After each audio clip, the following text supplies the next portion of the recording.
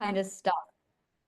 This is it exactly with, and I felt this with PTSD with all of them, but to be able to dissect it like this is huge. So it started off with a spectrum of catalysts, like a dosage. So you want the dosage just right to get into the line of grief. And if you have too little, the trauma stays and it becomes compressed, and that gets transferred over to depression. If it becomes too much, you re-traumatize and you enforce the trauma. So this is where we do our indulgence, our ethical indulgence, ethical perspective 1 to avoid, ethical perspective 2 to indulge. 2 will go way up here, 3 will go way down here, and you don't want that. You want the in-between. You want the regulation to bring them both together to that line. So I've been playing around and practicing with dosing. Literally, this is alchemy. There's no other word for this. This is alchemy. It's taking the right math, the right logic, the right physics, the right sciences, the right chemistry, and then using emotional energy to give myself, let's say, out of a scale of 1 to 100, you want the dosage around 40 to 60. And that 40 to 60 dosage will catalyst you enough to get you here, but not so much as to re-traumatize you. And that puts you in the stages of grief. That then triggers it, and it now allows for the stages of grief to occur. So it felt like this morning, like I was stuck prior to the stages of grief. And the difference this morning was I saw the animal, I remembered it, and it triggered the memory. It gave me the memory. I felt the subconscious mind handing me the memory. And then I just felt sad for the animals that I watched abused. I just felt sad for them. I felt pity for them, just sorry for them. This is not the first time that pity is the key. This is literally every time I find a solution to PTSD, pity is the key right here. So I got pity for the animals, not empathy, pity. And I felt sorry for them. I didn't feel like I wanted to save them. That was in the past. That was the trauma. I wanted to save them. I wasn't good enough. I wasn't strong enough. I wasn't wise enough. This was the catalyst for all of my research: wisdom, strength, warrior. I wanted to be better so I could, that was gone. What it was I felt sorry for them. And this is for everybody who sees this. If you've watched the movie Harry Potter, the 5th movie, it's at the very end when Voldemort goes inside of Harry. And Harry says, I feel sorry for you. I pity you. And his words shudder Voldemort so much that Voldemort has to exit Harry. And he's right. That is exactly what it felt like. It felt the exact same way. It was this feeling of, I pitied those snakes. I pitied the animals. I felt sorry for them. And when I did that, it finally released. It stopped being trauma and it moved me over into, now you can do the stages of grief. Just be sad for them. So my breaking point with my traumas was, wow, this was such a huge day. I felt sorry for myself. I pitied myself. I allowed self-pity. This went back to my vegetarian mindset. I was a vegetarian. That event when I was 4 years old turned me into a vegetarian. I felt so bad for the animals and I saw them as my equals. I saw them as no better, no less than I was equal to animal. And from that moment on, eating an animal was cannibalism. But my family forced me to eat animal anyway, so I was subjected to a mental cannibalism for 40 years, from 1984 to 2022. So in 2000, and this is where that cannibalism got so bad, it was 1988, that when I finally stood up to my family and they said, oh, the abuse was horrible, that is what caused my multiple personality disorder. Is I stood up to a room filled with all the men in my family and I challenged their ethics on eating and killing animals. And they came back so violent that within the next morning, I woke up with a different personality. Complete memories gone. I had only the animal abuse memory left, but my entire vegetarianism side was suppressed. And that's what it was the suppressing of the vegetarian in me. So from 1988 up to 2022, every time I ate food, I had a severe sick in my stomach. I felt nauseous. I never threw up, but I felt very sick to my stomach. So subconscious mind, me, ate milk, fruits, vegetables. And every time meat was served, I felt this sick in my stomach that was severe. I was a very picky eater, I was told. It was my identity and my vegetarian ethic trying to bypass the mental illness of the multiple personality disorder, trying to bypass the program for the defense and say, don't eat the meat, you're a vegetarian. So this one day in 2022, I was eating, it was the last meat meal I ever ate. I was eating chicken and I felt very sick, as I usually did. But this time it was so bad, I had to go to the bathroom and I thought I was going to throw up. And I'm like, what is wrong with me? It's never this bad. Now, I had just about a month prior to that point remembered or realized that I had multiple personality disorder. So a month prior to this point, all my alters came out and showed themselves to me. 30 days later, I remembered enough that I could finally accept, oh yeah, I'm a vegetarian. So the next day, I was with my partner and we were talking about this. I was talking about the vegetarianism. I was thinking about it and I'm like, I'm a vegetarian. I think I remember now. And I'm like, I think it's good if I don't eat meat for 2 weeks. And I thought I was just going to take a 2-week break. That was enough. That afternoon, that evening, the memory of me being 8 years old surfaced. And I remembered me challenging those men and the abuse I got for it. That caused my multiple personality.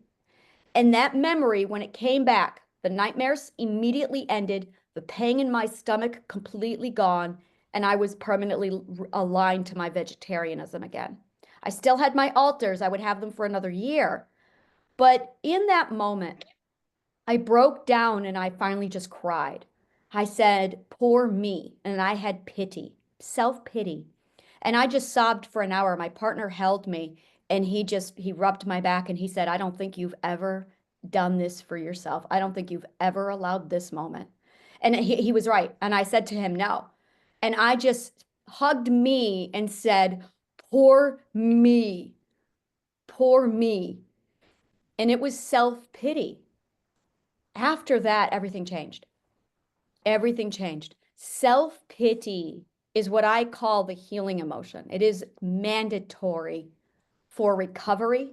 And if you don't allow yourself to get to self-pity, you don't go anywhere.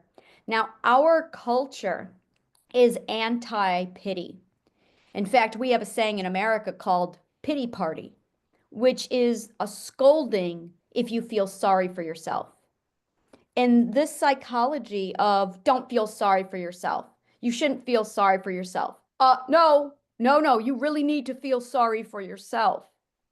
So there is a great societal shaming, and I would call it that, a great societal shaming of self-pity in our global culture that bans us from experiencing or embracing self-pity. I don't know why. I don't know where this comes from. I have no idea who thought this was a good idea or why there was sin in self-pity, but self-pity turned out to be the key to healing. It's the core to everything. You will not heal until you learn how to have pity for your suffering and for others. So today, when I felt when I looked at those pictures of those snakes again, and I'm recalling them in my memory right now, and I'm not having any trauma. It's the first time in my life where I am remembering the anatomy and that those memories, and there's nothing. There's nothing. It's downgraded. And this was only an hour and a half ago. And I'm remembering the animal abuse, and there's no trauma. And I did it. I can feel that. And the difference is I finally just felt pity for those snakes. So what you want to do is you want to find, and this is going to be the thing for all psychologists, how do we microdose?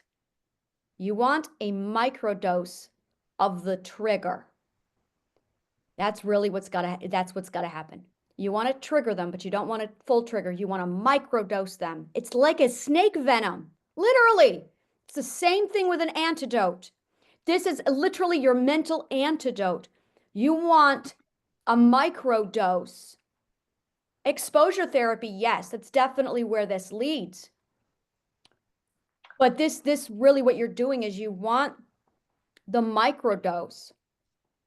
Now, the pictures I saw were not of animal abuse. I have to clarify that.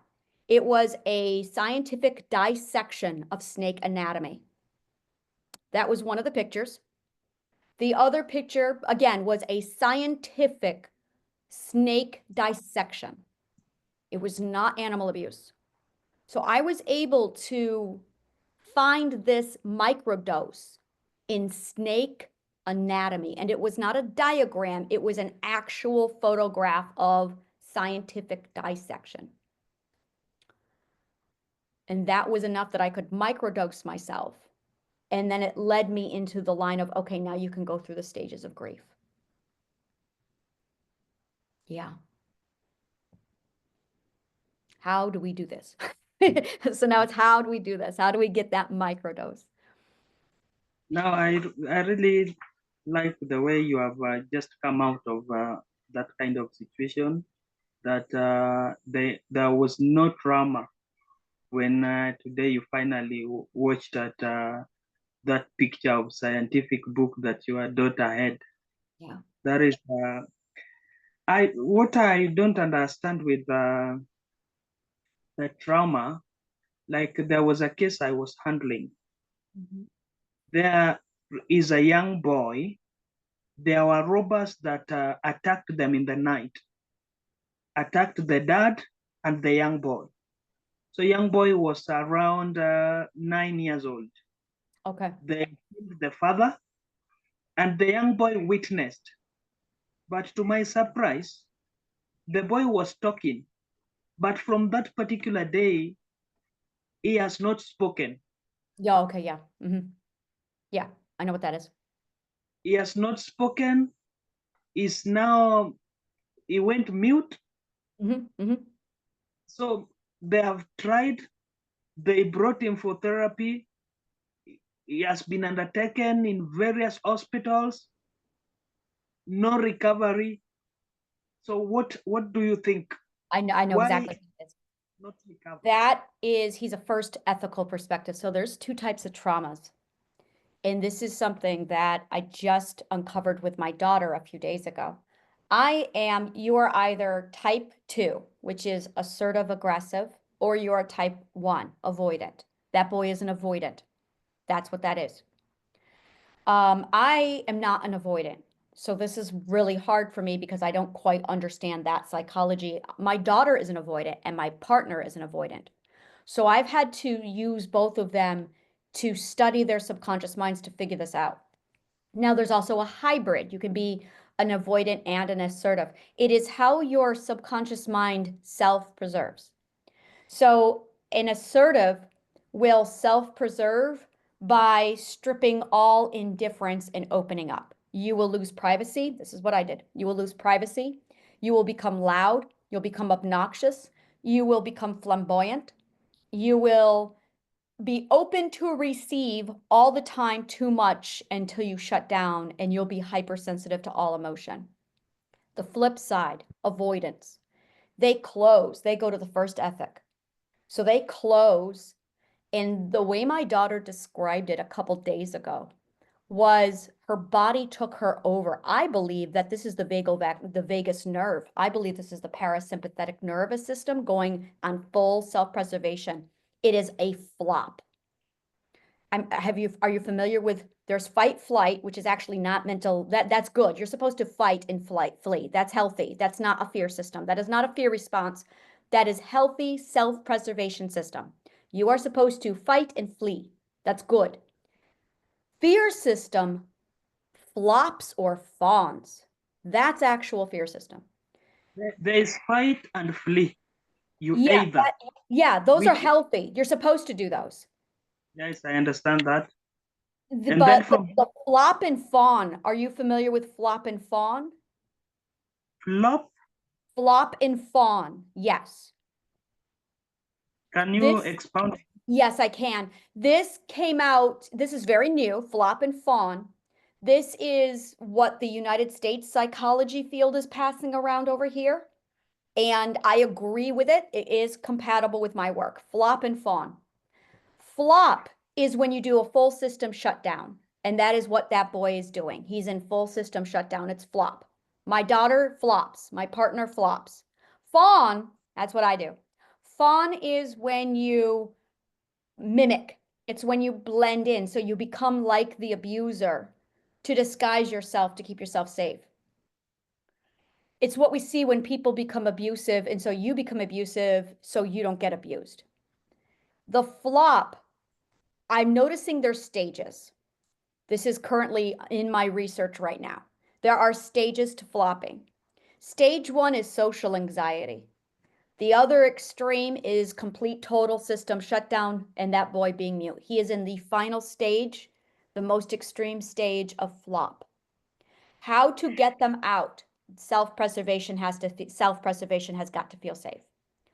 Self-preservation must know it's safe. There is no coming out if the self-preservation system thinks it's in danger. So the work that has to be done has to target the boy's self-preservation system. He's basically catatonic. That's what that is. He's lost inside the abstract mind. He's completely inside the abstract mind, and he is so shut off so as to protect. It's not safe. So he's cocooned himself and he can't come out. It's very similar to, it's the same path that people who struggle with addictions go down. It's that route. So he has gone so deep into his self, he might be at the micro self level or the quantum self level. I was here twice where I did shut down twice and I almost didn't come back. And it's realizing you're safe in the micro self and in the quantum self. So why come out? Why come out? So this, and I'm going to be blunt, I don't have a solution yet because it has to come from within. It has to come from within. This is where I'm going. You have to have the knowledge before you go there, or else he's going to have to figure out his own internal work. So the best thing they can do is don't force him. Do not give that boy exposure therapy. I've learned that giving them exposure therapy does it. All right, so now we're going to get into the ugly side of psychology. In America, it is a common practice to force them out through manipulation. I don't believe this is an answer. I have seen psychologists call this tricks, which is psychological manipulation, and it's dirty. I see it causing more damage to the subconscious mind than anything, where they will try and force the subconscious mind to open up prematurely. Now, the subconscious mind knows when it's being forced. So trying to work with that boy where he is, it knows. Subconscious mind is hardwired to know. So every intent that goes near that boy's mind to try and open him up, nope, he knows. He's way ahead of you guys, way ahead. And he's going, oh, I'm being manipulated. Oh, they're trying to get, that's not safe. So to speak subconscious mind, and this is it, you have to speak subconscious mind. What you need is, you're safe now. You are safe. It's okay. This is what you think you need to be safe. Okay, then you will have it. He needs full control. Full control. He needs to be able to choose when he comes out. There is no forcing him. There is no coercing him. Is he still in the same home where the robbery took place? Yes, That that where they still are up to date. that is going to be a problem. I would say absolutely not. And that's probably why he's still shut down.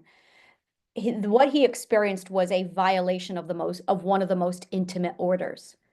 We're talking severe intimate violation. It was his home. So he's now in a place that's been proven to be a reminder. So every time he's home, he's being reminded of it. He has to relive it. He's not safe. He is not. He knows he's not safe. He's right. That subconscious mind is absolutely 100% correct. If it were safe, burglars never would have gotten in. That's highly logical. So now it's how do you, and this is the question that needs to be asked, how do you show that subconscious mind that it's safe now? This is the same stuff my alters did to me. How do you show that it's safe? Now, the subconscious mind is communicating even though he's not. I'm telling you right now, just because he's not talking does not mean he's not communicating. This is something, actually, I have a lot of data. I can actually, holy shit. Wow, okay. I had to learn how to speak mute. My partner is this. My partner is on the very edge of it. And I had to learn how to speak mute. So there's a lot of communication that's going on that you might not be trained to see. So when a person goes mute, they speak in their body, but they also speak in their behavior and their choices. So what is the boy doing? Is he staring off into space, or is he responding? Is he interacting? No, he has never ever responded to any kind of medical attention. He dropped out of school, so he's just being kept at home, and that is what happens with the very Oh, he's many getting out. Yeah, yeah. prevented Mm. in Africa, in Kenya to be precise. Most of people with disability, they are closed in a particular, for example, in your house. If it happens that you have a child with a disability, you buy chains, you lock them in the room so that they don't shame you outside. So that is what necessarily happens. Even in my area where I reside, I am aware of a number of young children that are being locked. If you go there, you find them. They have. I'm sorry to say this.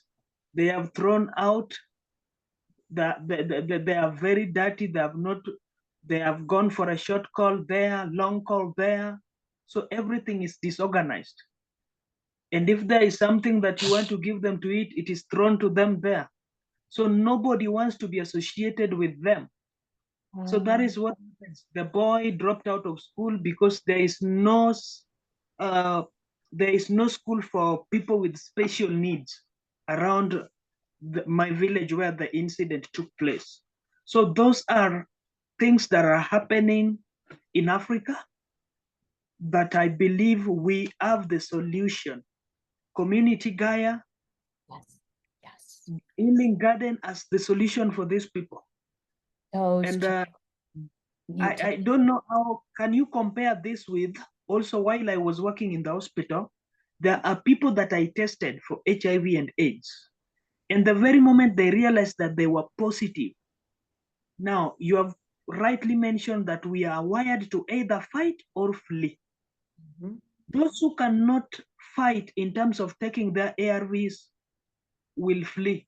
Fleeing means that they give up, they don't fight, and they end up dying. So there are people who, after testing positive, they run out and say, there was a lady that I tested, she went out and said, I want to know that man. How can this man bring HIV to me? Because I've been faithful to this man. Why would he do this to me? The lady went home, attacked the man, they fought, and the man ended up killing her. Mhm. So how can you relate this? Why is it that other group of people can cope up despite the fact that they were faithful? They know that they are not the ones who are responsible for HIV in their marriage. They know that it is the other partner that contributed, but they can cope with the situation. But there are other group of people that do not cope. The very moment they realize they are positive, the only option is suicide, or they live in a very deplorable state. So The- I want you to compare that. Is it the yes, same with the story of the boy? it's all education. Yes, it's all education. The ethics are not just an ethic. They are levels of education. The first ethic is your lowest level of education. The second ethic is your next level of education. The 10th ethic is the 10th stage of education. So the people who flee are at the first ethical perspective stage. They have the least amount of education. The people who fight are at the third stage of education, but they haven't passed the third stage. They're supposed to be learning it. At the third stage of education, you're supposed to be learning when it's time to fight and when it's time to flee. They haven't learned it. So some people flee because they're in the first ethical stage, and that is all they know how to do. The first ethics have to learn to fight. The second ethics fight. They don't know how to learn how to flee. When they fight and they learn how to flee, they move on to the third ethic. Now you've got to learn how to do both properly. When you've learned how to fight and flee at the right time, in the right order, you learn self-regulation and you move on to the fourth ethic. So the people you're describing are either first ethic or second ethic. Some of them have entered the third, but they haven't mastered it. When you master the ability to fight in flight, then you pass the third ethic. The majority of the population on the planet are stuck at the third ethic, the second, the third ethic. In America, the fourth ethic, the people who are at the fourth ethic are stuck there because they never learned the first ethic. So they moved on to the fourth ethic without knowing how to self-nourish. So they over-depend on law, and their job is, their growth trial is to learn how to use those laws on themselves, but they haven't because they never learned self-nourishment. So you can learn the ethics out of order, but when you do, you end up with mental disorder. Disorder. It's in the name. Disorder means illogic. Order means logic. It's been there the whole time. Personality disorder is personality illogic. It means it's out of order. It's in the name. That is what I refer to as an intuitive truth. Whoever named mental illness and mental disorders actually named it properly. That is exactly what it is. So the psychologist must be trained in the 12 ethics and the stages of learning and the orders of learning, so that when they see a child who is quiet, it's because he's in the first ethic. When you see somebody who's violent, they're in the third ethic. So that woman who found out that she was betrayed, so she ended up with HIV, she was right, she was assaulted. So she confronted, she chose to fight. When she chose to fight, third ethic, she was up against a third ethic. So now you've got two third ethics coming together. Yep, you're going to have a murder. Every time two third ethics come together, you're going to have severe violence and or murder. Yep, every time. The first ethic flees. Now the second ethic will challenge, but they're not going to aggress. They'll challenge, and they've got to learn how to pull back. So that's it exactly. That is it exactly. I am very much a second, third, but then I do the whole, and this is it. 10th ethic, 11th ethic, emotional fluidity. You got to let the emotions flow. But 11th ethic, logic. You need to think through the emotion. Thinking through the emotion is one of the most mandatory skills that there is in humanity. And that is what they need to be taught, how to think through emotion. With proper education and parenting, we can teach that. That is exactly what I had to trial and practice during all of my traumas and abuses, was how to think through the trauma. So there's two sides to this. You have the mentally suffering, and the mentally suffering are uneducated, which is why they are mentally suffering. But then you've got the people who are, they don't know how to handle other people who are mentally suffering. This is where I'm saying psychology is a discipline that everyone needs. The concept of psychology being just for psychologists is archaic. It's not possible anymore.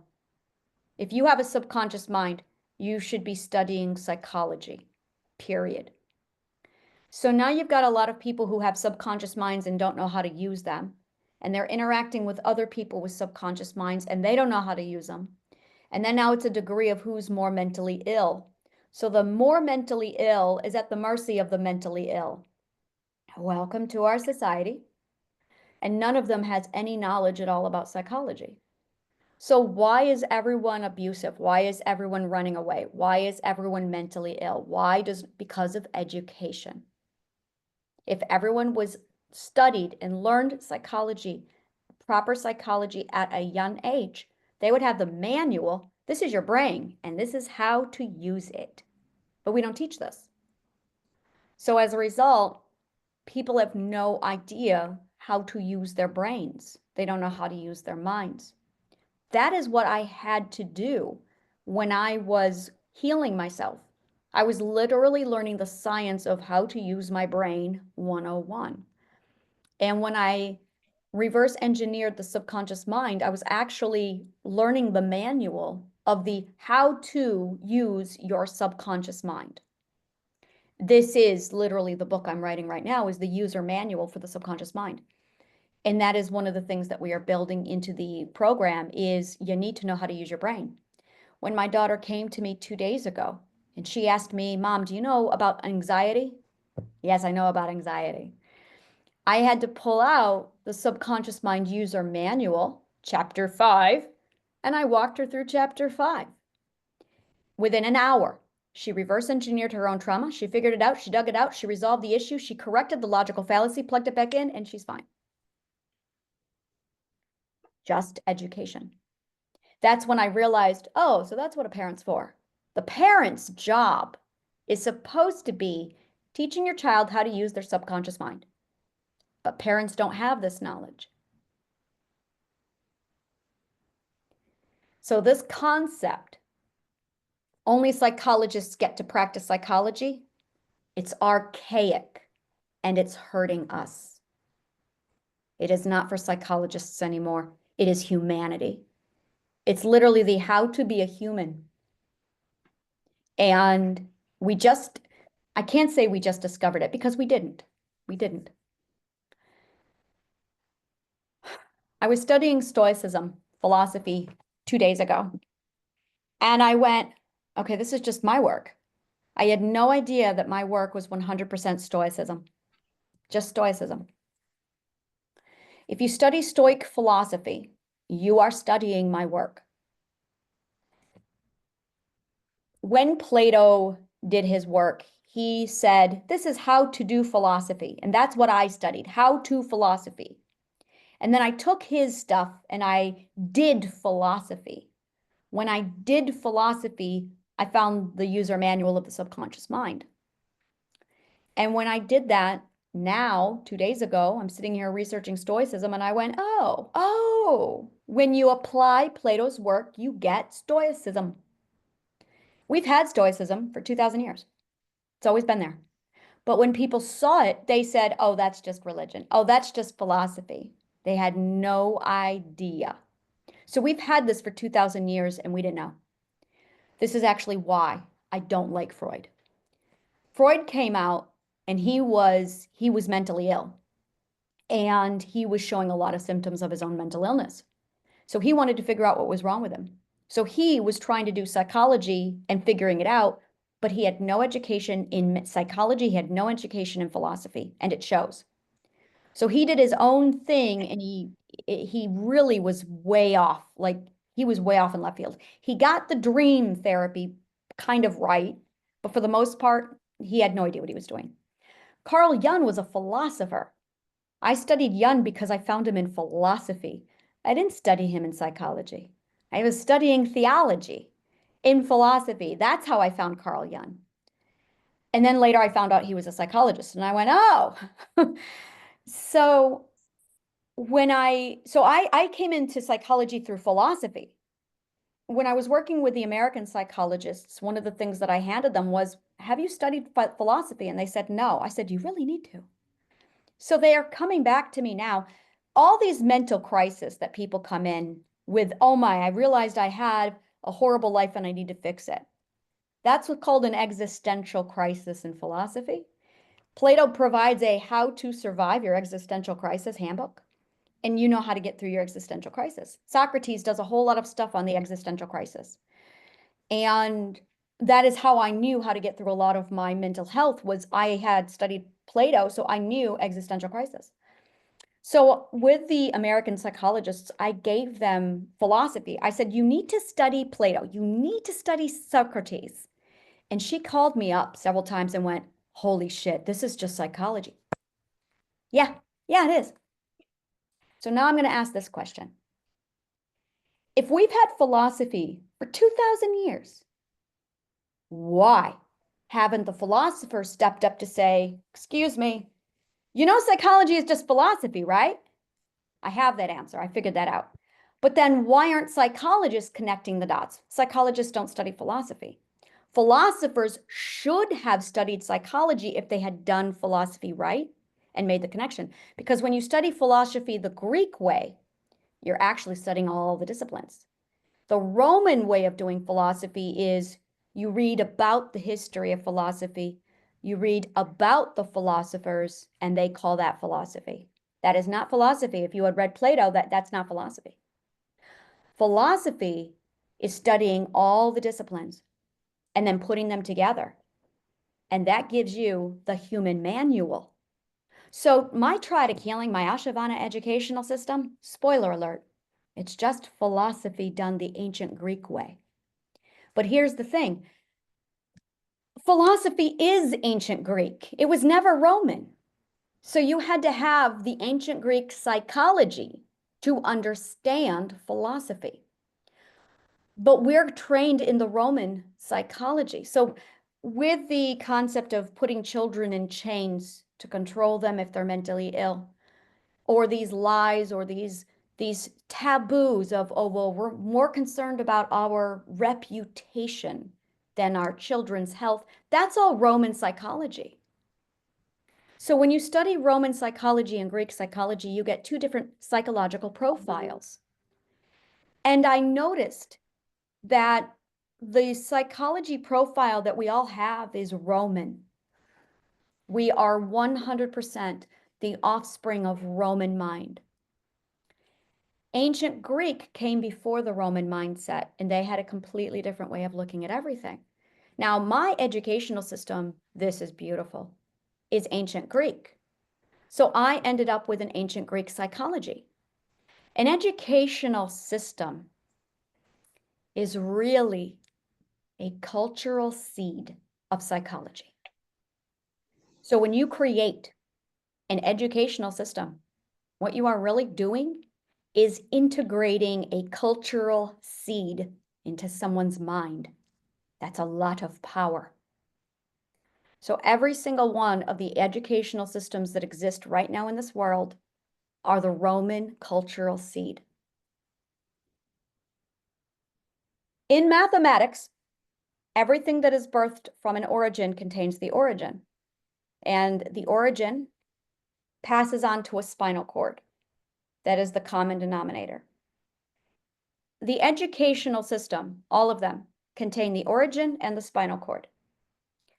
The Roman origin and the Roman spinal cord is a society of rapists, a society of murderers, and a society of thieves. They were a warring country. They were a warring kingdom. The founder of Rome, Romulus, orchestrated a citywide rape called the Rape of the Sabine. To this day, in the United States and in Europe, men carry their wives across a threshold to represent the rape of the Sabine women. That is our culture. We are Roman. I'm not. I'm ancient Greek. In the ancient Greek, when they realized what they had, they said, we need an educational system that isn't cultural, it's human. This is beautiful. And they said, when we build this educational system, let's embody the human. What is natural for the human? What is aligned with Mother Nature? Who are we and what are we? And they matched it identical to Mother Nature. And they built an entire educational system that empowers humanity and aligns it to our true self. And they turned it into an educational program. That is what they built. A human seed that was 100% without bias. I think they did put a little bit of ancient Greek in there just to sign it. But aside from that, I have a severe passion for wearing togas. I actually went through 2 years of my life wearing togas. It's really weird. But aside from that, the ancient Greek culture very much was built around human nature. And then you had the Roman kingdom come in and compete with that. And so they warred for 700 years, the ancient Greek and the Roman. And the Romans had spies, Alexander the Great, who went in, infiltrated the educational system, learned it, and then took it back out and carried it over to the Roman Empire. The Caesar family used the knowledge of the ancient Greek educational system to take it. And that is how they took out the ancient Greek educational system so they could monopolize it. And they did. And then they warped and they built educational system after educational system of the Roman seed. And that is what we are using today. So the Ashavana educational system is the ancient Greek educational system of the human seed restored. That's what I mean when I say I'm on the outside of the system. I'm Greek. I can look at the psychologies and I can see the two differences and I can understand. When you educate people, there's going to be two sides to this. You have to educate the people who are young, and then we have emergency mode, putting out the fires. So the first thing we want to do is get to the children now. Teach the children now, because in 15 years, they're going to be ready. The other thing is we got to put out the fires. So that's where Community Gaia comes in. We have the rehabilitation centers, the nourishing centers. And it's literally, there should be, and I'm going to say this, there should be no correctional facility. There should be no prisons. Those people don't need vengeance. They don't need karma. They need mental health. Yes.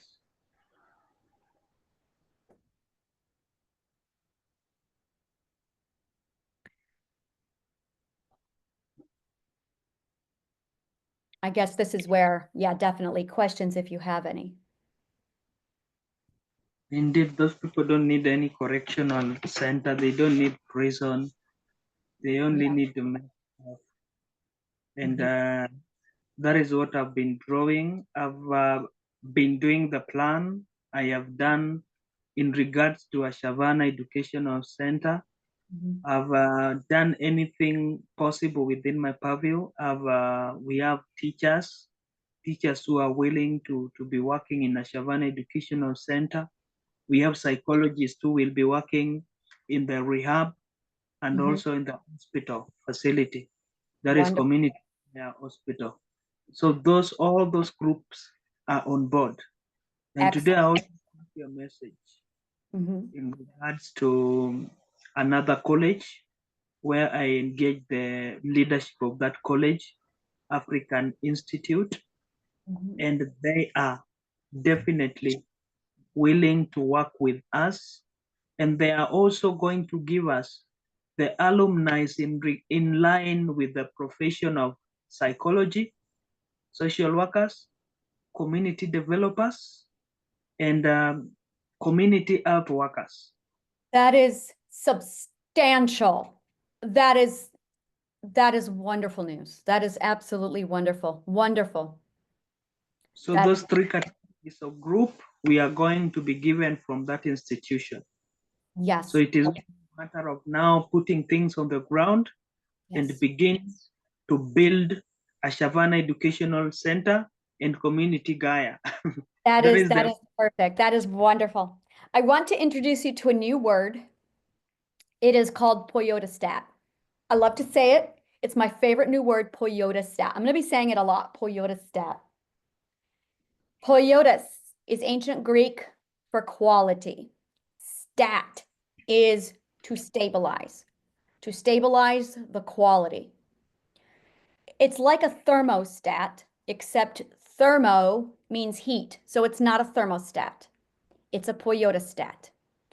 It is 100%, according to Cicero, a word that belongs to the philosophers. It is spelled Poiotestat. Poiodistat. Plato invented this word, and in tribute to him, this is why it absolutely is very much a philosopher word.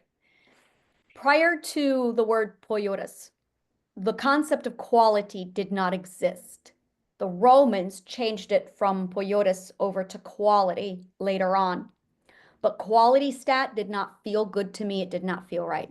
So in Ode to Plato and his work, I call it a poiotis stat.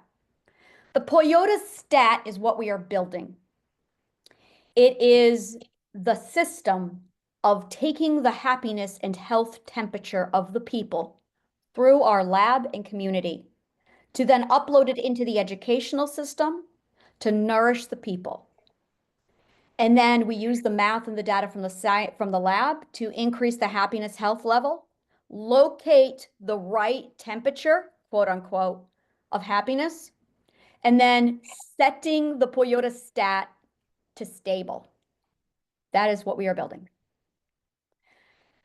To have this word means I no longer have to give a paragraph describing what we do here. It's just, we're building a Poyota stat, which is part of the global immune system. So to do the global immune system, we have the Poyota stat, which is the tool we use to do it. So once people learn this word, it's going to significantly simplify our understanding and communications. It's going to be like, did you get the data for the Poyota stat? Did you read the data for the Poyota stat? Did you change the Poyota stat setting? This is the kind of verbiage we're going to be using once we have Community Gaia up and running. The Poyota stat is the thermostat for the entire system. And we're going to be adjusting it up and down to adjust. We're going to basically want to turn it all the way up gradually. And then we're going to look for a certain point, literally when women start getting pregnant a lot. That tells us that we're hitting the right point. And then when we have it too high, it's going to trigger the mukes. The mukes point is when women are having so much babies that homosexuality starts to increase. That means we have it set a little too high. So we want to bring it down and have it level between, an even level between the point where women have babies and the point where people become homosexual. We want the midway point. Once it's at the midway point, that's when Mother Nature takes over and human, stop messing around with Mother Nature's system. Mother Nature will then step in and she will do the regulation. So once we have found the proper balance of the Poyota step being set, Mother Nature will take over, which is as it should be, and she will regulate everything properly for us. But I can track this with actual mathematical numbers so that we can say the Poyota stat setting for average and healthy is, let's say it's 10. Right now, we're at negative 20. That's why everything is chaotic, is because our Poyota stat currently is at negative 20. So we're going to be changing it and turning it up to 10. And then once it's at 10, we should be set. And then Mother Nature will take over, and then we will have balance restored to the universe. We will stop seeing the natural disasters. We will stop seeing poverty. Everything will flow properly. So once we know how to manage and use the Toyota stat, we'll be set. And that's what Community Gaia is all about, is working with the educational system, which is a part of the Toyota stat. And I just love to say Toyota stat, so I'm going to be saying it a lot. Indeed. Indeed.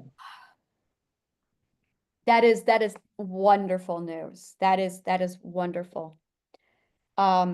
Yeah, I have a lot that I built. You asked me about a group, a club, and I do have the clubs all set up. Those are already built on my server, so I can send you the link for those. And I just built a teen group with teen classes. I realized I'm probably just going to do teen classes from now on. These are classes meant for 12 years olds all the way up to 19-year-olds. And I realized by talking to this age group, I'm talking to everybody. There's no reason why an Yes. adult can't go in and use these courses. And I'm going, so why don't I just make one course for teens? And because it's teenagers, I have to keep myself not swearing. So I'm going, well, this works. So I'm going to be building the teen course, and I already started it yesterday. That's all I did yesterday was building the teen course. And I'm going in as my parenting hat is going on, and I'm going in with the same way I go in with my children. I treat these children the same way I treat my own children. Going in, teaching them this is life, these are all the stages, this is what you need to know for yourself.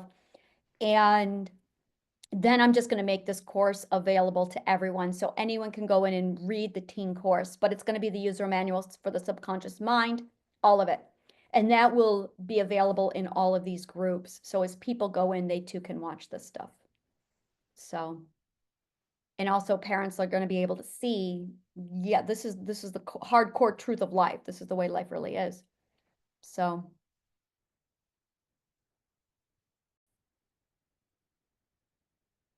Hello, are you with us again?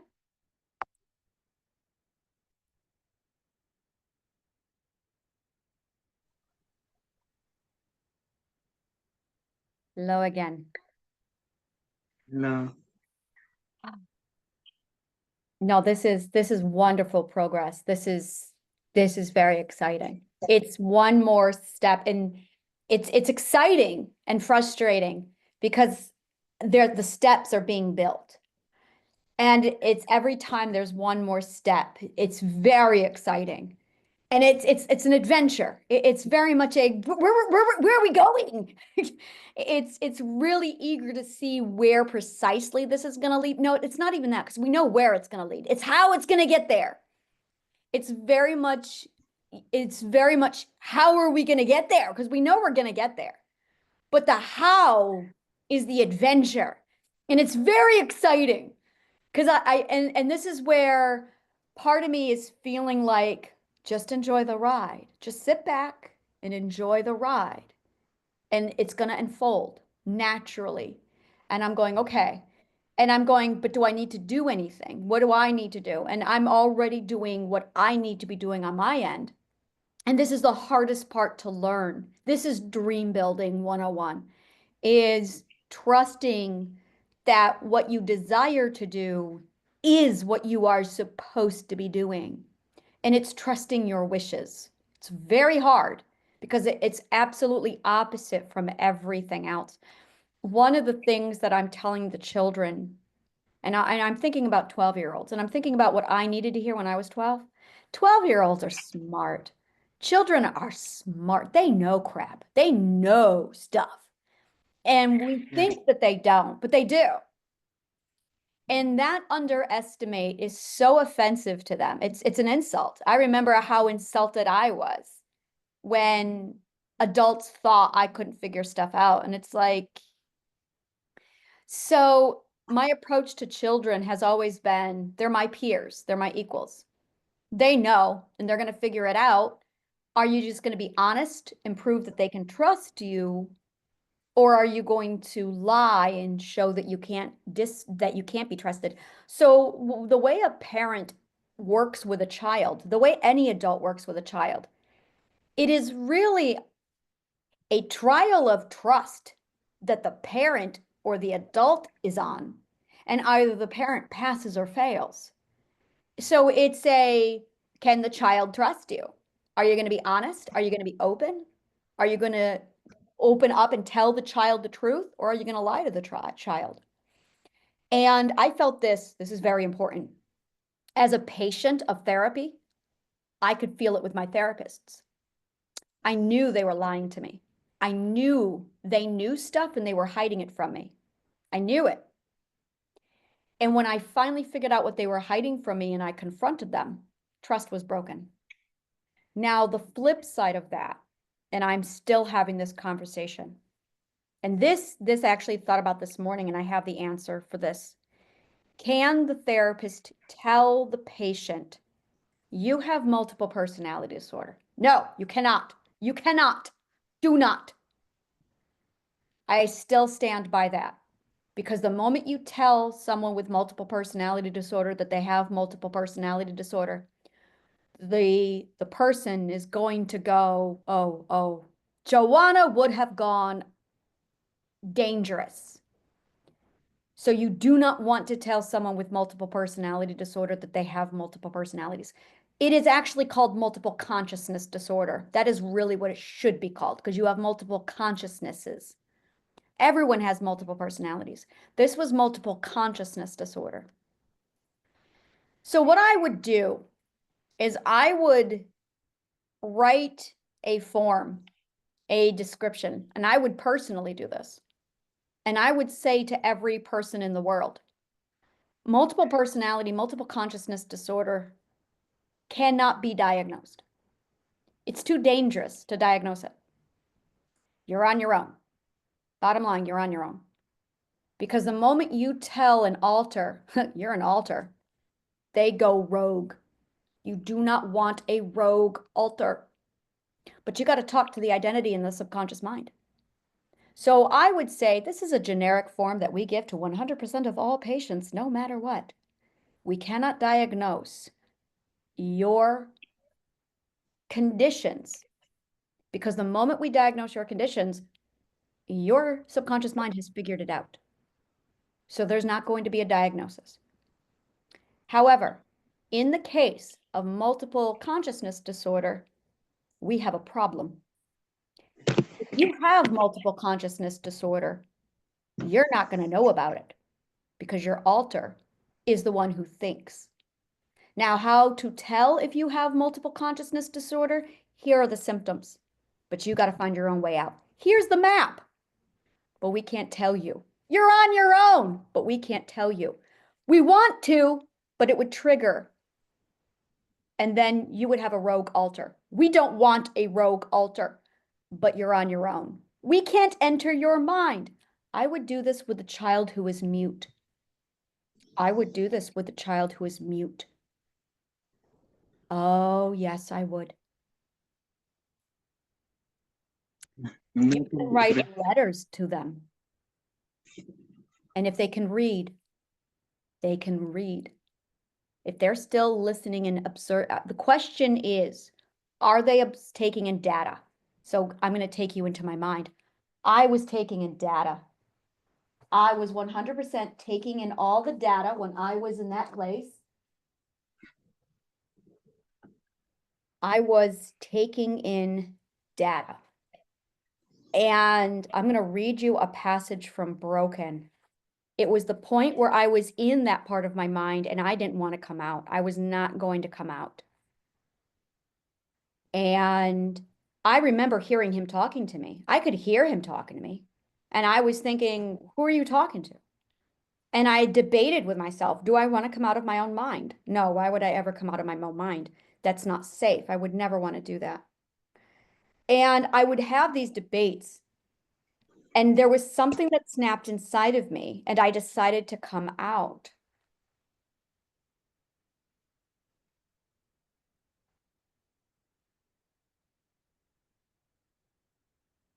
I'm trying to remember that particular moment. Yes. And that was it right there. Was what had happened in real life, I was mentally ill, and my partner did not think, he assumed I would not get therapy. So he thought he had to trick me to get, there it is, I found it. He thought he had to trick me to get me to consent to therapy, which isn't true. He never even tried. So he pretended to be a therapist, and he would toggle between playing the part of therapist and sending me emails. And so I opened up to my husband thinking I was actually talking to a therapist. And I did this for 2 months, where I opened up and trusted this therapist, only to find out it was never a therapist, it was my husband the whole time. And when I realized, when I made the connection, I snapped and I went into myself. Here it is right here. So this is how I wrote it. Now, this was written by my alter, Joanna. This was not written by me. Okay, he said, but no peeking. I giggled and hugged the pillow, then buried my face and waited. I heard Hosea's hesitation, then the chorus of the clickety-clack of the keys as he typed. I was hopping, I was jumping, I was eager. I was in such a mood that day. I felt like I could soar and recalled the endless emails, the elation. I was finally free to open the boxes of emotions. I could handle them.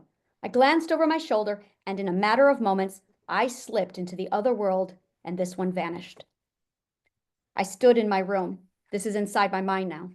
I shifted my feet on the white marble. Sunlight poured into the room like a golden waterfall. I looked behind me. The two cat statues of black onyx flanked the door. The bed was made up with a silk sheet. The waterfall shower fell from the ceiling into the pool. It was all still here. This was a room I had gone into when I was 8 years old to stay safe. So this was one of my alters. This is really surreal, by the way. I am reporting psychologically on what I wrote in 2015 as I reflected on my altar's dome. This is weird. So I went into my altar's dome. This was my most favorite dome, and it was my safest place in my mind. The white gauze curtain swayed in the window and I grinned. I could not help but grin. I entered the balcony and looked down at the river that fell into the ravine. As always, I could jump and I would land in the pool below. I could smell the earth and the green. I could feel the wind and the spray of mist carried on the breeze like never before. It was real. I could touch it. And I knew beyond the trees was my cottage and my stream. Elizabeth, that is his voice talking to me from the meadow realm. I turned and could see Hosea in a faded screen in the mist. Elizabeth, oh God, he said. I saw him pace my bedroom on the other side. The other side was me in my mind in the micro realm, looking at him on the other side in the real world. He was dialing a phone. David, please pick up, he said. I looked at my body, staring off into space, clutching the pillow, and in a daze, it hurt. It felt unpleasant. I turned back to the balcony. I positioned myself to climb up on the banister and jump. Yes, David, he said on the phone. Hi, I don't know what to do. I don't know what happened. She just isn't moving. I furrowed my brow. I felt irate. Who's he talking to? I thought. I was so angry. I pulled myself up on the banister. The wind swept through me. The falls thundered and the sun enveloped me like a warm blanket. I raised my hand to the sky and breathed deep. I was ready to jump and not come back. That is the point where I realized if I go beyond that point, I would not be back in the meta realm. I would never come back. Not this time. I would be free and live in my wood with the stream. There I would be, free forevermore, free, and she won't wake up. I don't know what to do. I looked back to the room and at the image of Hosea pacing my room. He was ruining my day. Who was he talking to? There was no David. He looked silly talking to no one on the phone. I returned to the balcony, but Hosea was being too loud. I don't know. She isn't responding. She isn't moving. I don't know what to do. Okay, I'll try it. I looked back to the image just as he picked up my body. I could see him picking up my body, and my body was shut down. I was catatonic. My eyes stared dead to him and the world around me. I watched him carry my body to the bathroom. He placed me in the tub. A breeze grazed my legs. I was ready to turn and run back to my forest and trees when I watched him turn on the cold water. No! In the bathtub, I gasped as the cold water hit me. Now this is where it switches, and I'm back in the meadow realm again. In the bathtub, I gasped as the cold water hit me. The balcony, the sunlight, my room was gone. I was back in my room, in my mind. I was back in my mind in this world. I didn't want to be. I wanted to go back. I wanted to go back. Maybe if I didn't speak or eat, maybe if I just died, then maybe it would stop. He's calling my name. I can hear him. He's calling me. I don't want to answer. I don't. He doesn't know what he did. He doesn't know what I saw, that there is no David. It was all him all along. So there, right there, is a moment where I was able to detail precisely that moment between I can choose to be catatonic or I can choose to go back. It was literally a purgatory, an in-between space. That is exactly what the first level of the subconscious mind is. It's a purgatory space. It's the micro level of the self. So that boy, the question is how far into himself is he? If he's in the quantum realm, he can't hear you. If he's in the micro world, he can hear you. And that's the question. Where is he? So how deep a person goes, and that's really it. How deep a person goes into the self is going to determine how well we can communicate with them. There was an episode of House. I loved watching House MD. In the 6th season, House, or the 7th season, House goes into a mental hospital. And there is a woman there who is catatonic, and she stares at this music box the whole time. She just stares at it. And in this one episode, House comes over and he says, she's got to have the box. Her voice is in the box. And he takes down the box and he hands it to her and he opens it up, he opens it up and it starts to play a music. And she snaps out of her catatonic state, looks at him and goes, thank you. From that point on, she's fine, she's normal, she's talking, she's healthy, she's playing her cello again. She'd been catatonic for 20 years. And it is absolutely just like that. It is 100% just like that. There is, and it's all a question of, is it safe to come out now? Is it safe to be seen? We're talking about the scales of the self. The self is a discipline, just like chemistry, just like physics. We are one of those disciplines. I wish I had a megaphone that I could scream this to the entire world. We are one of the disciplines. We are the discipline. We are story. We are self. So when we go to school, what we're really doing is we are descending into the self. But if you don't know the map and if you don't know the compass, and that's what happened to this boy, he went in too deep. Now he might not be able to find his way back out. That is a very real problem. The other is he just on the other side? So if you go in too far, if you're in the quantum realm, you're going to have to figure it out. You're on your own. If he's just in the micro realm, he can get out. So what I would do is I would write him letters. I could do this. And I would explain. And what happens is, and I do this with my partner, there's 3 ways to do it. When you write a letter, when you read, when you hear, you are actually talking to the conscious awareness, the identity, and the subconscious mind all at the same time. When I say subconscious mind, I mean self-preservation system. It's the logical self-preservation system. So when you are talking to somebody, all 3 of them are listening.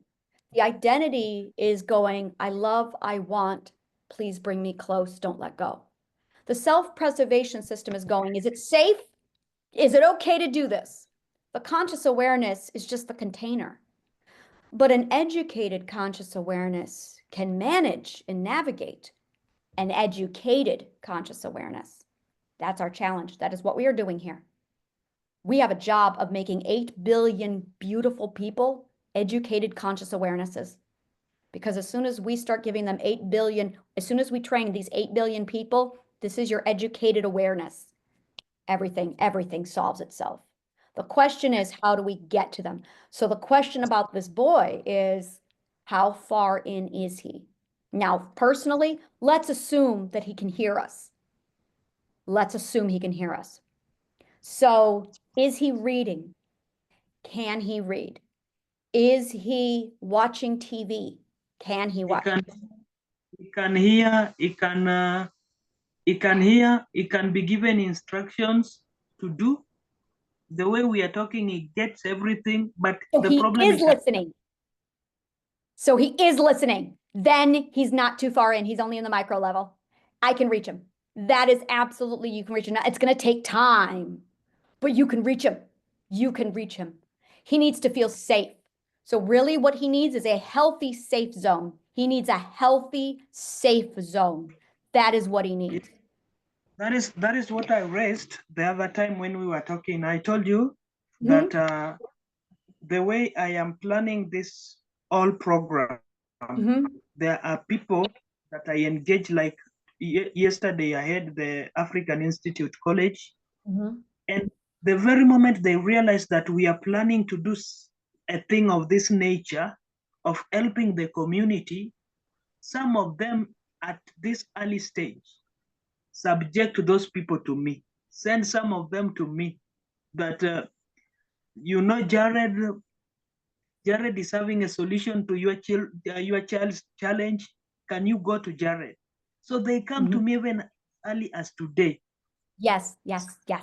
That's a very good sign. Some of them want to bring their young children to me. Those Mhm. who have mental Yeah.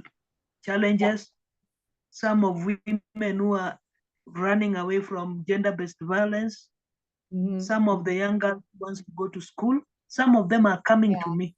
This is And people subconscious mind. Yeah, this I see what this is. people who also want to work with us, some of them are sending me letters, some of them sending me SMS that they want to work in a Shavana school, some of them wants to work in community Gaia. So as we speak now, my phone is full of messages from people. My email is full of people who Okay. wants to come. Some of them, imagine, some of them are challenges that demands assistance immediately, but Yeah. I'm not in a do that.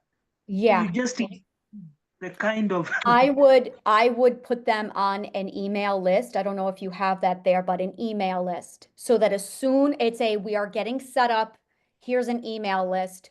As soon as we are ready to receive you, you will be emailed.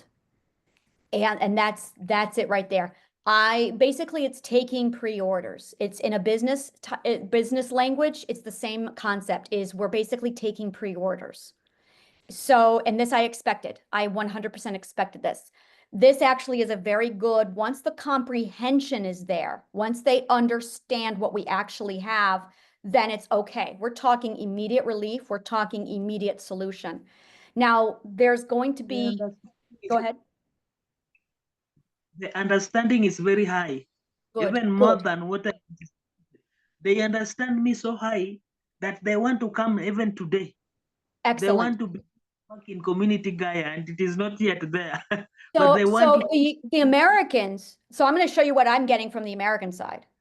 From the Americans, I get, well, you're not using the right language. You're not saying it right. Well, no one understands you. No one wants it. How? Africa gets me. Africa understands. Now I'm understanding, and I'm like, oh, my words are fine. My words are fine. Now I'm understanding. So yeah. Now that's a lot of data. Now I'm going, okay. So it is understandable.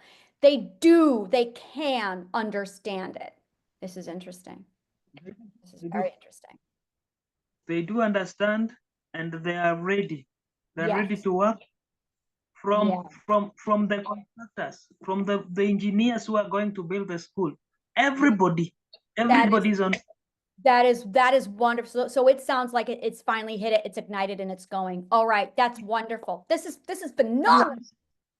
Thank you for updating me on that. That is phenomenal. That means we can take it to the next stage. If you are a psychologist, and then I tell you that we are planning to do a rehab here in Eldoret City, and Yeah. then you come to tell me that my brother is an engineer, he wants to come and build, and the other one is telling you that my sister is a nurse, she wants to work in community Gaia hospital. So that is how it comes. Yes. Everybody's, and they Yes, are that very. is exactly how I envisioned it happening. Was literally the word spreading and then going, well, I've got this, I can bring this. And yes, it's a full community, let's come. And then we just build it. Very, So this is very, very good. So the people are showing up. And that's what this means. The people are showing up. So what's going to happen is that volume is going to draw attention, and there will be investors following next. Because when you get that kind of volume, that's when investors hear about it. That's when sponsors hear about it. And that is when things start to move. Investors and sponsors don't make a move unless they can see the demand is there. The demand is there. So now it's in their best interest. So let's definitely do an email list, a sign up list. And we want to delegate roles, which is going to be self-delegation. And that is actually part of the program, is self-delegation. And then it's also the communication that if they need training, we will take care of that as well. It's very much the apprentice trade school type of learning. Very, very much. So that is wonderful news. That is phenomenal. And there's going to be a tipping point where there's going to be more interest. The words just completely failed me. There's a tipping point where it's going to basically, it's a scale and it's doing this. And once it hits there, that's when the money will flow in. It is definitely on its way. It's definitely leading up to that. This is the right, it's called swelling. It's literally, it's swell. And when you get that kind of swell, it's a very good sign. And then that pops and it spreads and then it does it again. And it's the way biology works. It's literally societal biology. Societal biology is so much fun. Everything that a human person does, a society mirrors. And once you realize that societies is just one person, it's extraordinary because a society has a psychology that's identical to a person. It's amazing to watch. So we're talking about literally societal biology and now societal psychology. That's really what we're looking at. So I have milestones that I use to track our progress, to tell me this is where we are, this is what stage we're at. So the swelling is equivalent to cell meiosis right before they split and they become. So that's a very good sign. You want the swelling. That is a huge sign. It means that we are definitely, it means it's self-sufficient. It's already self-sufficient. It's already starting the cell division. The system is starting to split and spread. And because it's doing it verbally all on its own, it's going to spread. So it's going to be this beautiful thing that just keeps overwhelming. And eventually it will spread to a point where it will activate the next milestone. And that's when the money will tip in. So that's very, very good. So we need to organize it, and that's where we are now, is we've got to organize that. That way we can keep it managed and orderly, or it'll fall through. So the email collection, the sign-up sheet, basically, we're doing a sign-up. And then it's going to be sign up and stand by. That's what we want. So once we get X amount of signatures or emails, we can then take that to governments, we can take that to media, we can take it to pretty much anyone and say, we have 500,000 people, we have 200,000, we have 2 million people. And that is exactly how we explain the demand. Now, and this is where we're back to psychology economics, it's all about supply and demand. So once the demand is communicated, the supply comes in. This is exactly the same kind of psychology. It's beautiful. So we want to take their signups and then stand by. I can do that and I can hand it to you for the link and then they can fill it out if they want to do it that way. I don't know how as far as technology go, do they do email signups there? Is that something that's compatible? They don't. What usually happens that they are in WhatsApp group. Okay, yep. Okay. Oh, so you have a way of communicating them. So you're collecting them in the WhatsApp group. We do. The way we are communicating now, any information that relates to them, I go and post it there. Okay. If it is recorded the way sometimes we speak through voice recordings, I pin it, transfer it to that group so that they get what you said directly. Okay. Either If it is on a verbal, I go and write it in the group, or post your voice record there. So that is what I do. So if there is communication, then you tell me, then I put it in their WhatsApp groups. So from there, I can get the information. And that is literally what happens. Okay, that's perfect then. That's fine. As long as they have a way of getting notified when we're ready to go. So that's phenomenal. Just out of curiosity, what is the number at now for that WhatsApp group? The information you tell me now is what I write in the group. If it is recorded, then I'll take the voice recording to the group. Okay. Okay. I'm assuming my videos are also shared in that group. Okay. Affirmative. All the learning videos, all of them that relate, that that are inclusive, that relates the group, that relates psychologists, the cultivators, the teachers, the volunteers, all of them are in the group. Okay. All right. Wonderful. Wonderful. So as far as the cases like those children, definitely it's going to be a rehabilitation. I see it very much as being a special space, like a spa. And now I was in mine for 18 months. It took, let me do the math here. It was June of 2021 to April of 2022. So it was less than a year. It was about 10 months.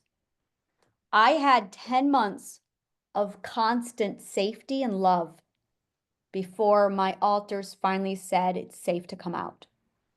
So 10 months of constant, loving, healthy nourishment. And my alters finally said, okay, it's safe now. That's very encouraging. That's very encouraging. 10 months. So I had been multiple personality since 1988. And in 2021, I entered a safe environment. Now, here's the other thing. My environment, I actually moved in with him October of 2021. So I actually lived with him October, November, December, January, February, March, April, 6 months. So I actually lived with him for 6 months. And then my alter said it's safe to come out. So the children would have to be moved into a safe space with his father, with their family, no family division if that can be helped, and if the family is safe. So definitely keep him with his loved ones. And it's that house. I can guarantee you it's that house. So then it's showing his subconscious mind, you're safe now. Most of them do not even recognize the parents. So the budget for parents, let us put it aside. We are only going to take the young ones. These children with disability, they are the ones that we are going to take, and we have foster mothers in our centers who are going to take good care of them. So in case the mother or the father wants to see them, to visit them, they are free to do so. Okay. Mm-hmm. Yes, that is what I've written in my plan. Okay. Now, and I'm assuming that's for the dangerous parents, correct? Yes. Okay. It's okay. All right.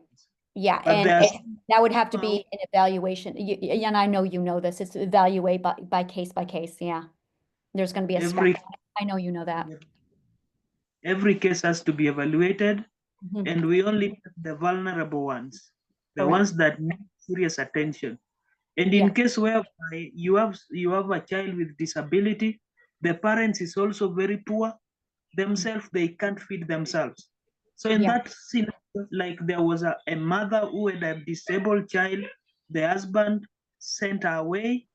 The very moment she gave birth to a child with they were conjugal twins. They were sort of together. Yeah. The very moment she delivered these two beautiful young babies, the husband threw her away. That we have never seen that kind of thing in our culture. So you are like, you are cursed woman. So you find like that woman, she needs to be taken care of plus the babies. So in that case, we both. Okay, But yeah. where necessary, then we only take the child. Okay, all right, yeah, all right. So yeah, the triage is being done proper. Okay, yeah. All right, yeah, we're on the Yes. same page with that. Okay. Yeah, no, this is very, very good. That is very encouraging. So you said a club. I have those links, so I'll send you the links for that later. And it's a simple join link. And I have one for teens and one for the other. If you want to, of course, organize whatever you have on your end, absolutely yes. Doing a club, absolutely. And I think that's going to be part of once we have the facilities.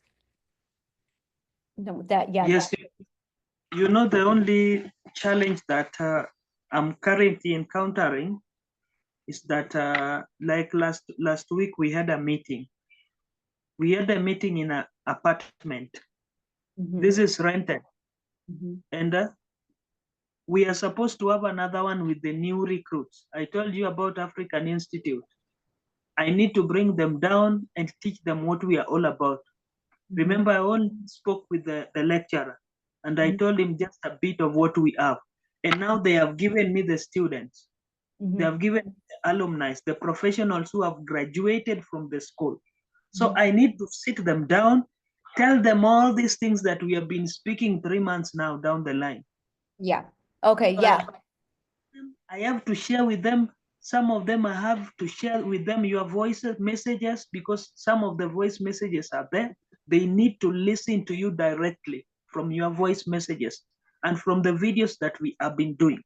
So this one, like this case, requires another kind of setup where we are all seated down and I Yes. moderate them. So Yes. like we are supposed to do that and Mhm. we need paying that apartment. Last time, we were just sorted about out by some friends, and so this in case we are planning that this week, Yes, and then we excellent.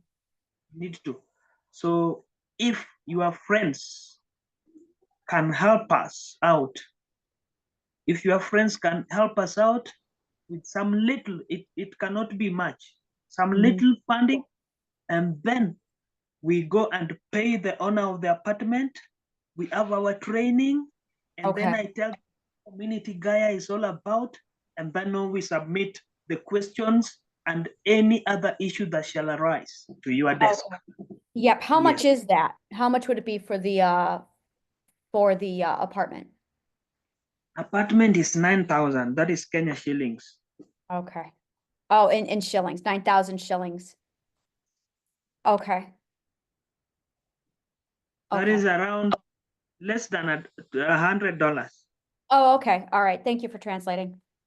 $100. Okay. All right. Yes. Yeah, I will definitely ask around. That's something I might be able to identify, locate. So I will look around. I'll talk to a few people about it. And I do have a fundraiser going around. So you need the community to Sorry, get something I'm not. like that going. Excuse me. Say again? I missed you. There is a like I missed you there. I told you that it is less than $100, and then begins. I missed later. Everything you said from there. Okay. All right, I think I understand. The 1,000 Kenya shillings, $2.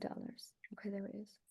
Oh, yep. Okay, I see it here. It's basically $70. Okay. Yeah. All right. So, sorry, I had to sort out.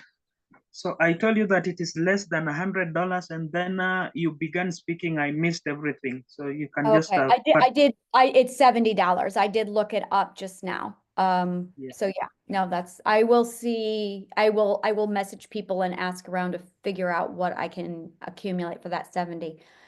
And then, yeah, we'll see what we can raise. Um, I think, Yes, from that will cater for the facility where we are going to have our training mhm, with the new recruits, and then they will give me the questions. and any other issue that I have not expounded well, I'll present to you.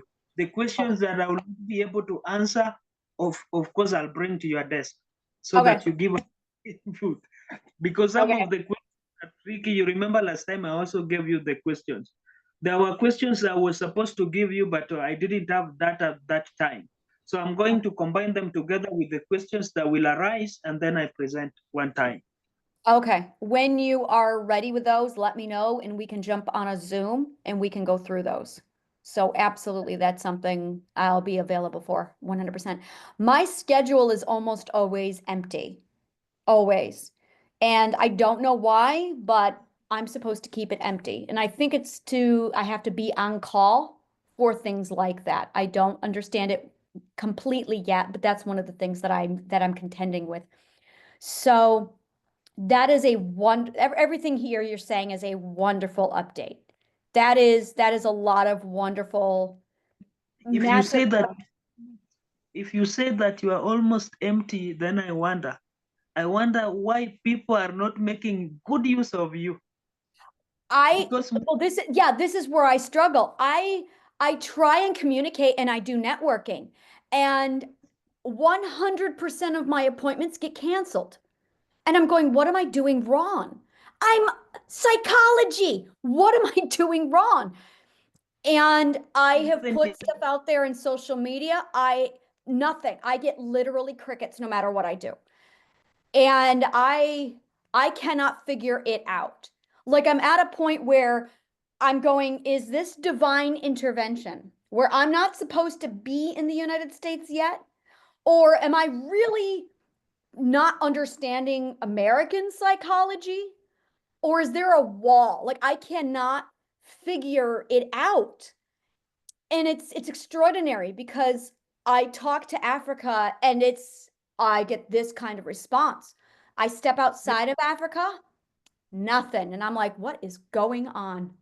And the, this is actually one of the things I've been trying to mathematically figure out because I'm just like, it blows my mind. the problem we have, many people don't like learning. Many people don't like studying. Mm-hmm. In group, is the problem we have. There are very many people who are dunder heads, but they don't want to study. They do not like to study. Yeah, you are correct. And here's the thing is when I go to professionals in the United States, they still don't like to study. And I'm going, you're a teacher. Well, that's what you do. It blows my mind away. You're right. No one wants to learn. And I'm like, Mother Nature, your subconscious mind demands learning. Check. I That's don't like know going whether I don't know whether I have back camera. Let me try. I don't know whether I'm. If you check this is my house, and this is where I put my books. Everywhere is books, yeah, books. yeah, that is exactly it's the nerds, it's the readers that are going to do everything. That's what it is. That is exactly what it is. So It's you can't be a professional without studying. yeah, exactly. But here in America, they do it. There are You can't so many professionals here and they don't do it. And I'm like, without study. You can yeah, very many books. yeah, You yeah. Yeah, can't. yeah, books are, we need to do a book club. We're gonna have a book club, just so you know, there's gonna be a book club. That is a problem we have in Africa. Many of Africans only want money. They don't want to learn. Yeah, yeah, we are exclusively, yeah, books learning only. That's the true wealth. That's the true wealth, and it's that's it really. That's the secret. That's the thing that they haven't figured out. And it's like, yeah, when you have the wisdom, that is wealth. That is the wealth. Yes, it is. Yeah. It is. That is what I want us to impact people with. I was about to say that. That really actually needs to be a course in kindergarten to 10th grade. You want to be wealthy? We're going to talk to you about the wealth of knowledge and what that really is. And this is not taught, is how wealth or knowledge translates into wealth. And that's just it. That is it. That's all of it in a summation right there is knowledge and wealth. So This is wonderful. This is We even, wonderful. we even have ladies who have come and told me that they want to work in our daycares with the young children. Yes. I'm so excited about that. Yes. Yes. There are very many, very Yeah. many. That is Those wonderful. Oh, did I lose you? Go ahead. I thought you were gonna the camera. I thought the camera was gonna quit again, so I paused it and then I unpaused it. So no camera is just okay now. no, So there are very many people who have showed interest in working in our kindergarten, and it is not something that they have just come. It is something that they have passion for. yeah, They have worked in some institutions, but they don't like the way they are run. So yes, when I showed them what you told me, I mhm, told them what you told me and the plans that you have. And then they said, that is fantastic. That is where we want to be. And they are telling me that some of the plans, the policies that you have, they tried to implement them where they were, but they could not be implemented. That is why they decided to quit, yeah, because they work in an environment where the rights of children are not respected. mhm, And so they told me that this plan is superb. This is what we have been fighting for. And yeah. these ladies here, they are ready, they are willing to work with us. That is wonderful. That when I hear that people have come to the same conclusion, it's the validation that we're on the right track. This is the way it's supposed to be done. This is it. Yes. So definitely, and I'm looking at it now. I was doing this yesterday. Is there's buffet learning, and then there's the learning tree.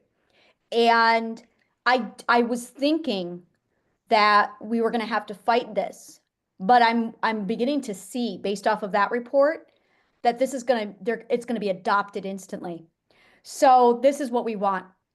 The human mind is supposed to be buffet learning, and then that transfers over into a learning tree. And this is all you need: buffet learning, learning tree, and then a workshop. That's what we do. That's what we build. So the kindergarten room is 8 months old up to 7 years. And that is literally a safe, psychologically safe, respectful, fun, happy environment. And that is your buffet table. It's just a buffet. It's all of the disciplines in fun activities that they can just explore and discover and then learn. There's a lot of learning that takes place in the buffet. But what you're really doing in the buffet is you are sampling all the disciplines and learning what they do. And then the metacognitive awareness, that's the teacher lesson, that's the storytelling. They're going to be telling stories, and they're going to be explaining in story mode what the disciplines actually are and what they do. Oh, I used to write children's books, so I'm going to do a lot of children's books for that stage, for the buffet, so they can familiarize themselves with all of this. And then flip, oh, that's going to be so much fun. I'm going to do like a whole children's story thing. Oh, that's going to be so much fun. So children's stories, and that's going to be the tools that they can use in kindergarten, that they can learn this is what it's for. Oh, I love that idea. I love doing children's books. They're so much fun. So then the flip side of that is once they learn the buffet, then they're going to realize, okay, now here's your plate, and every child gets a plate. Now, what is your favorite parts of the buffet? And they get to fill their plates. And then they get to go around and they'll cherry pick it and they'll fill their plates with their favorite parts. That is their learning tree seeds.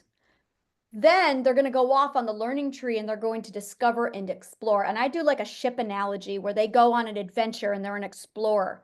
And the more they explore and they use their curiosity to steer their ship, this is all between 5 and 12 years old now. So that by the time they're 12, they will have started, they know what kind of ship they want. They're going to have to choose the type of ship they want. They're going to have to choose the journey, or they're going to map it out. They're going to make themselves a treasure map, basically. And then they build a learning tree. And then from 12 and on, then it's going to be allowing them the dissection. But they have to be free to choose whatever parts of the tree they want to build. Now, there's only 3 parts of the tree, and the variations of these 3 parts of the tree is what matters. And that's 100% up to the child to choose. Us telling the child, you have to learn this discipline, you have to learn that discipline, that is not healthy, because the subconscious mind and Mother Nature, the universe, will put curiosity into the child. The curiosity is the teacher. And if you interfere with the curiosity, game over.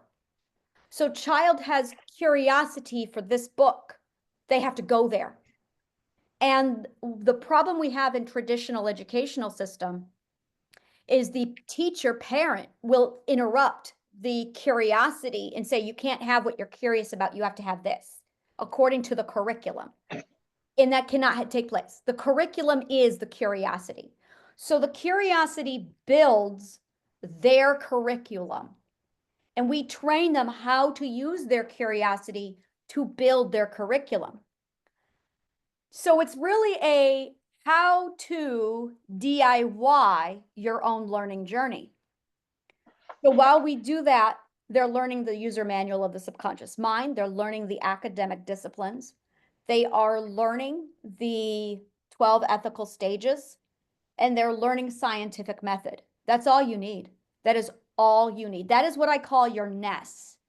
That is your, what did I call it? I called it NES the other day, but it's an educational system. It's your, I think it was your neurological educational system. Natural. I used the word natural. Your natural educational system. I almost want to call it a neurological. Yeah. It would be your neurological educational system. And I call it your NES. So we must have a system that allows for the NES, for the neurological educational system. That way it can do what it's supposed to do. And that's how we preserve it. And that's what the cultivators will be trained how to do, is how to preserve the NES and how to let them go through it the way they need to go through it. And then by the time they get 12 to 15, that's when the workshops open up and we turn it into a dream machine. Their dream, and it's never what do you want to be when you grow up? It's what is your dream? What are your dreams? That is the question that needs to be asked. What are your dreams? Because their dreams and their curiosity combined is who they are. And that is vital that we don't touch those things. What are your dreams? And open-ended questions. That's it right there. Open-ended. What are your dreams and where is your curiosity? Those are the two things they're going to be training on how to use. Yes, that is great. I really like that. That is really going to give them a room to be what they wanted to be. Like on Wednesday, now on the meeting that I've told you with the new recruits, we are having a meeting on Wednesday.